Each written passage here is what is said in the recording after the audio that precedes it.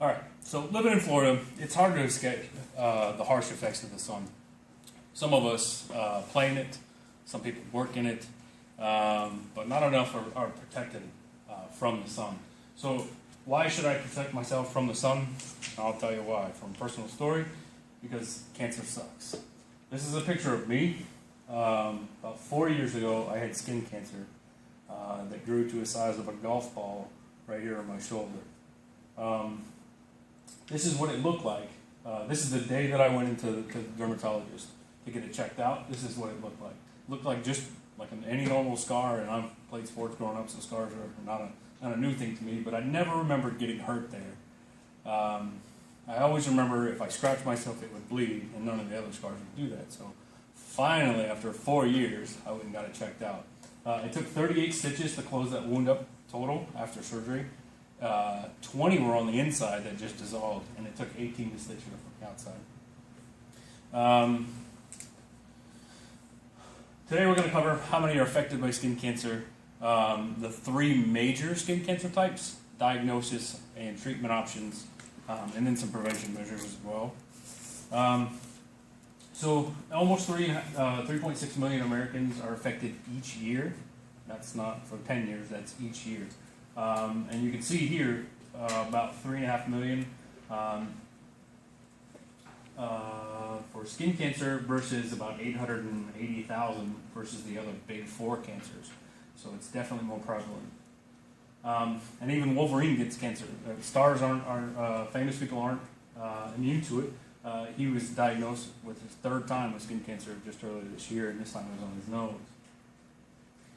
There's three types of cancer. Basal cell carcinoma, which is the type of cancer that I had. Squamous cell carcinoma, and then melanoma. So the non-melanoma, or the basal cell, which is the most common at 2.8 million, it's caused mainly from the UV exposure, being outside.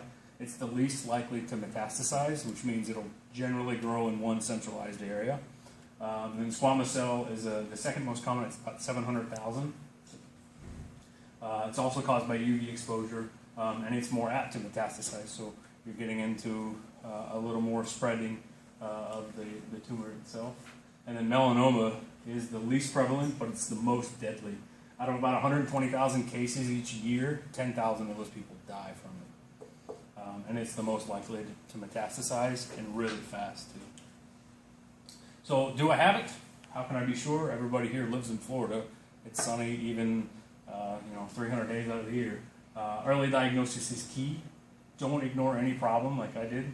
If you see a scar or something that doesn't look right, go get it checked out by your doctor. Some of the non-melanoma things to look for are bumps, reddish patches, scars that won't heal, which was mine, open sores, or just anything that doesn't look right. And then melanoma, they actually created this little thing to make it easier. It's asymmetry, so you got the A, B, C, D, E's. The asymmetry, border, color, diameter, and evolving. The asymmetry is you want to make sure that the tumor or mole or freckle is the same size on both sides. So if you were to take a blotch of paint, put it on a piece of paper and fold it, it would be about the same. So you want that to be the same. And then border, you want to make sure it has a clearly defined border, so it doesn't look like a country or something. You want it to be sort of round or sort of square. Color, you want to make sure the color is one even color, not about half and half or gradient. Diameter, you want to make sure that it's smaller than 1/4 of an inch, which is about the size of a pencil eraser. So if you have anything bigger, it's definitely something you want to get looked at. And then evolving. Anything that you may see now that gets bigger or it starts to bleed over time or gets crusty, you may want to get that looked at for sure. Some of the treatment options are surgery, curettage, radiation, cryosurgery, oral medicine, and topical medicine. The surgery is what I had, and what's not fantastic about that is you're awake the entire time.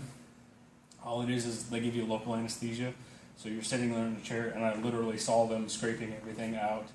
And what's fun, after they scrape it out, they cauterize it. So I don't know if you've ever cooked meat on a skillet, that's exactly what it smells like.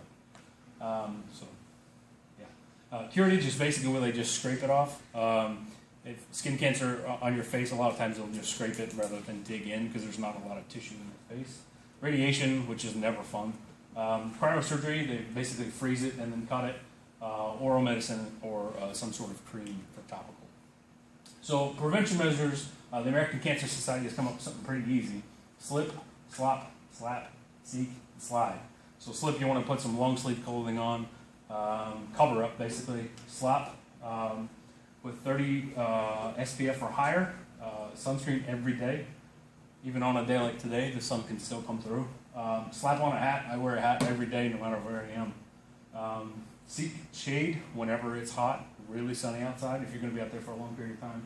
And then wear good UV sunglasses. So today we learned that about 1 in 5 Americans gets cancer. The 3 types of major skin cancer and what they look like. Some diagnosis and treatment options. Some prevention measures, all the hats and stuff. But if there's one thing that you take away from this presentation, I'm not telling you not to go outside because it's scary. Block out the sun, not the fun.